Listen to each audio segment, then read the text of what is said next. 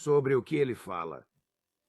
Ninguém sabe. Quer dizer, ele é um presidente que não respeita as leis. Quer dizer, ele simplesmente não acredita no direito internacional. Você vê isso com relação a nós abordarmos esses navios.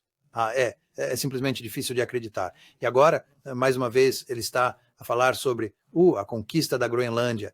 Quer dizer, os dinamarqueses não vão simplesmente entregar a ele. Ele vai ter que tomar deles de uma forma ou de outra. E ele diz que há uma grande ameaça que enfrentamos se não tomarmos a Groenlândia. Bem, eu gostaria de saber qual é essa ameaça. Tenho certeza de que, se houvesse uma ameaça séria à segurança nacional dos Estados Unidos, os dinamarqueses e os habitantes da Groenlândia cooperariam conosco para lidar com essa ameaça e não teríamos que ocupar a Groenlândia para lidar com isso. Mas, de novo, você sabe, o Trump quer tomar a Groenlândia. Quem teria sequer imaginado isso antes dele se tornar presidente? Sim, ninguém estava falando em tomar a Groenlândia. Quer dizer, e quem? Quem é que o está a aconselhar sobre tudo isto? Será que Marco Rubio está a dizer, vamos tomar a Venezuela, Cuba e já agora a Groenlândia? Será que Hegseth está a dizer, podemos invadir a Groenlândia e tomá-la em apenas 2 horas? Quer dizer, será que alguma dessas pessoas está agindo racionalmente? Nós realmente não sabemos. Não existe, de verdade, um grande debate. O Congresso não está envolvido. A população americana não está envolvida.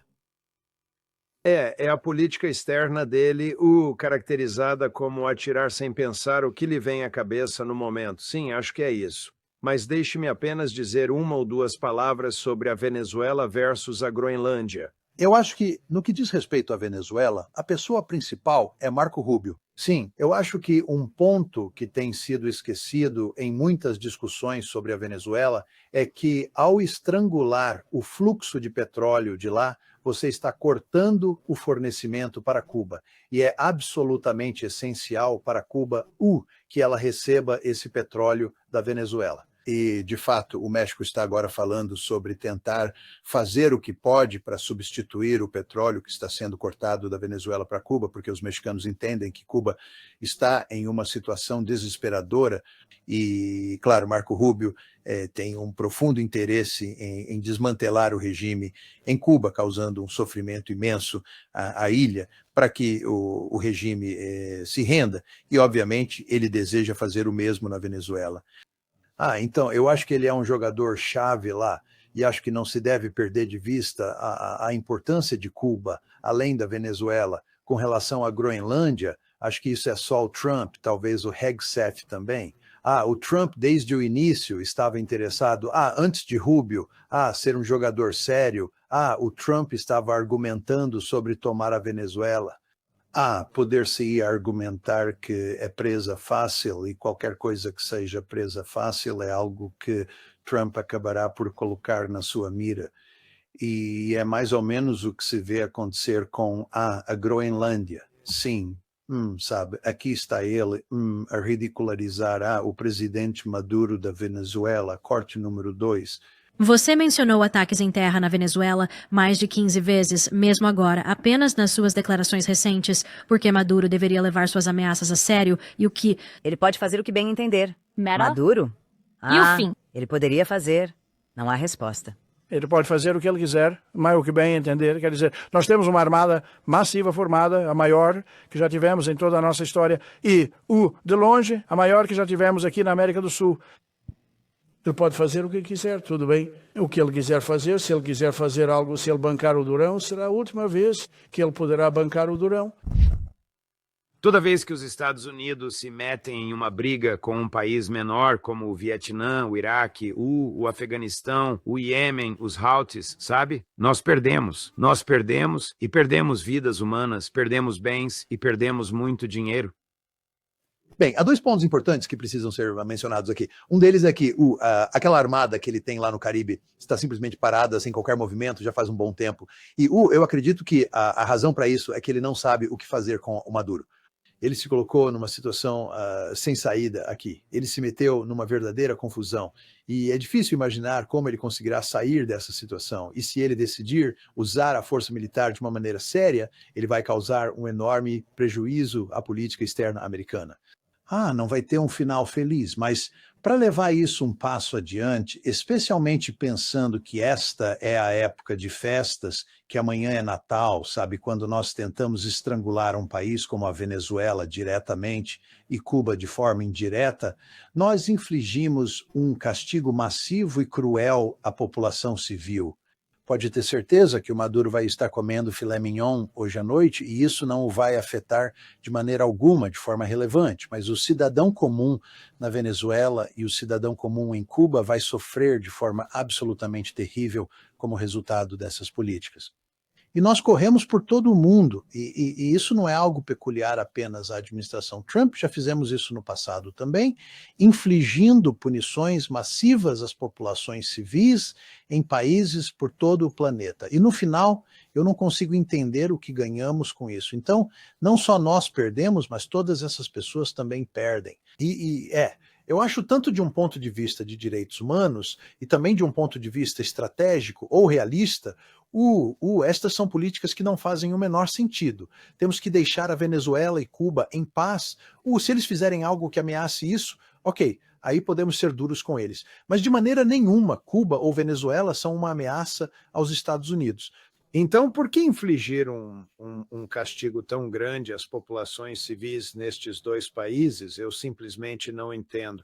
Aqui está ele, há 2 dias, quando lhe perguntaram o que o senhor vai fazer, o senhor presidente, com os navios que apreendeu, falando sobre os petroleiros e o petróleo que está neles. Agora, antes de exibirmos este clipe, tenha em mente, e creio que o professor já sabe disso, a apreensão mais recente, continha 1 milhão de barris ou até mais de petróleo que foi comprado e pago pelos chineses. Ele pode estar brincando com fogo, mas observe bem a atitude dele. Chris, ponha o número 9. O que vamos fazer com todo o petróleo que temos? Fazer o que com isso? O petróleo que foi apreendido. Os EUA apreenderam 1,9 milhões de barris de petróleo em 10 de dezembro. Vamos ficar com ele. Estamos ficando com ele. Onde vai ser? Vamos vendê-lo ou colocá-lo num depósito estratégico de petróleo? Acho que vamos ficar com ele. Talvez o vendamos. Talvez fiquemos com ele. Talvez o utilizemos nas reservas estratégicas. Estamos a ficar com ele. Estamos a ficar com os navios também. É o mesmo que a União Europeia apreender os bens dos oligarcas, com a diferença de que isto é um ato de guerra. Não é verdade? Pirataria internacional foi o que os chineses a chamaram. E pelo que consigo perceber, eles estão corretos. O navio, o Centuries, que transportava cerca de 1,8 milhão de galões de petróleo a bordo, que estava a caminho da China, vindo da Venezuela, e pelo que me é dado saber, não era um navio sancionado, irá, sem dúvida, gerar uma série de problemas com os chineses. Já aconteceu, e eu não me surpreenderia se os chineses aproveitassem os erros. O fato é que, dada a hostilidade entre os Estados Unidos e a China neste momento, os chineses têm todo o interesse em retaliar, pagando na mesma moeda, porque se eles deixarem Trump se safar fazendo isso, Trump simplesmente fará mais, certo? Então não ficaria surpreso se os chineses retaliassem. Se eu fosse, sabe, o conselheiro de segurança nacional lá em Pequim, eu estaria procurando uma oportunidade para fazer o mesmo a um navio americano. Eis o que um dos antecessores de Trump disse de forma célebre ao povo americano pouco antes da Segunda Guerra Mundial, quando os nazistas apreenderam navios comerciais americanos. Não buscamos uma guerra armada com Hitler, não a buscamos agora. Mas também não queremos a paz a tal ponto que estejamos dispostos a pagar por ela, permitindo que ele ataque nossos navios de guerra e mercantes enquanto cumprem suas atividades legítimas. Quando se avista uma cascavel que está prestes a dar o bote, não se espera que ela já tenha atacado para então esmagá-la. Estes submarinos e navios corsários nazistas são, de fato, as cascavéis que infestam as águas do Atlântico.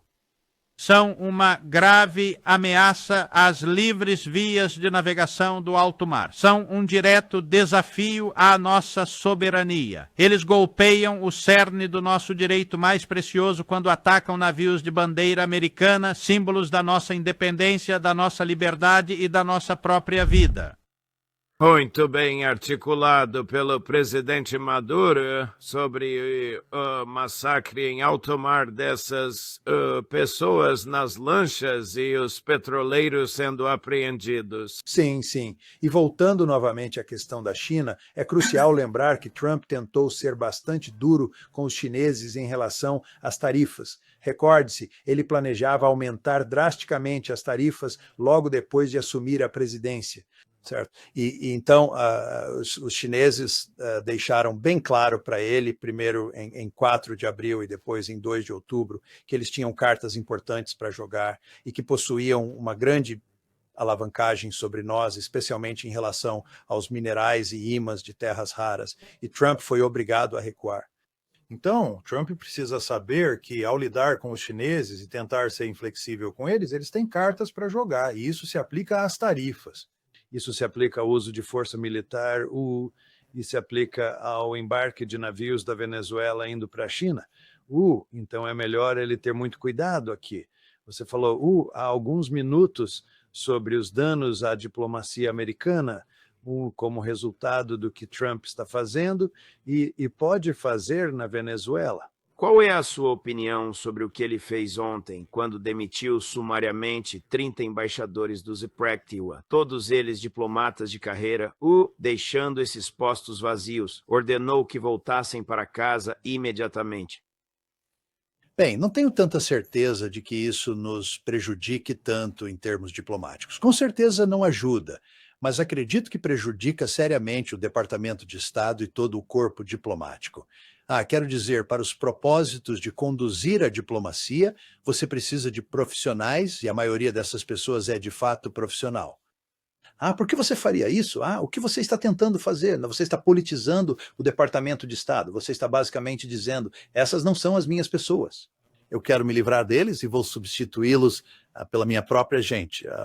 Então, no que diz respeito a Trump, em primeiro lugar, ele dá muito pouca importância à diplomacia. E na medida em que ele se dedica à diplomacia, ele se apoia em seus comparsas.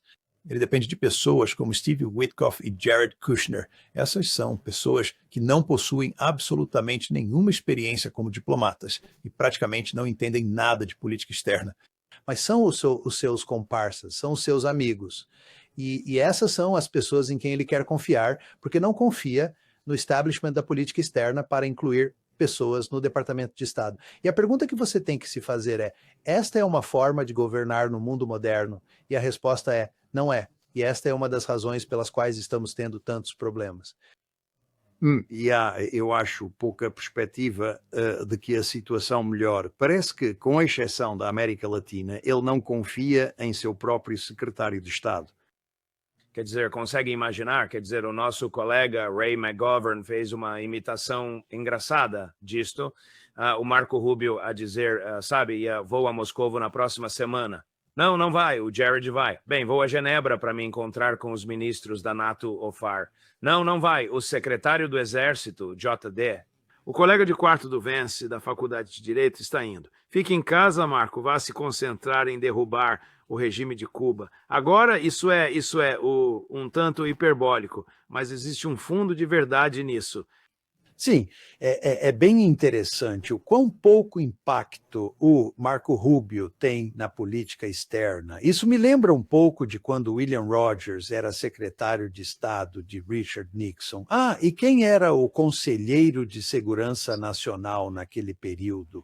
Godzilla era o apelido dele, o nome verdadeiro dele era Henry Kissinger. Mas é bom lembrar que, no caso de Marco Rubio, ele é com licença, ele é o conselheiro de segurança nacional, mais o secretário de Estado. Então ele não tem uma figura tipo Henry Kissinger para culpar. Bem, e na verdade, a pessoa que ele tem que culpar é o Donald Trump, porque o Donald Trump basicamente não tem grande utilidade para o Marco Rubio. Bem, ele foi um adversário político na corrida para a presidência e ele disse coisas terríveis sobre o Trump. e o Trump não tem utilidade para ele, então ele é tratado como um cidadão de segunda classe. A política externa americana. O Chris tem uma metáfora sobre isso envolvendo o Kennedy Center. A política externa americana é América primeiro ou Trump primeiro? É claramente Trump primeiro. Com uma ressalva. Você poderia também chamá-lo o Israel primeiro? Sempre que se trata de uma escolha entre o que é do interesse nacional americano e o interesse nacional israelense, Trump sempre opta pelo que é do interesse nacional israelense. Então, acho que se pode dizer que é Trump primeiro, mais Israel primeiro, em vez da América primeiro. Ele não é um presidente que coloca a América em primeiro lugar. Ele faz muito barulho e alarde sobre isso. Mas se você observar com mais cuidado o que ele tem feito, isso simplesmente não corresponde à realidade.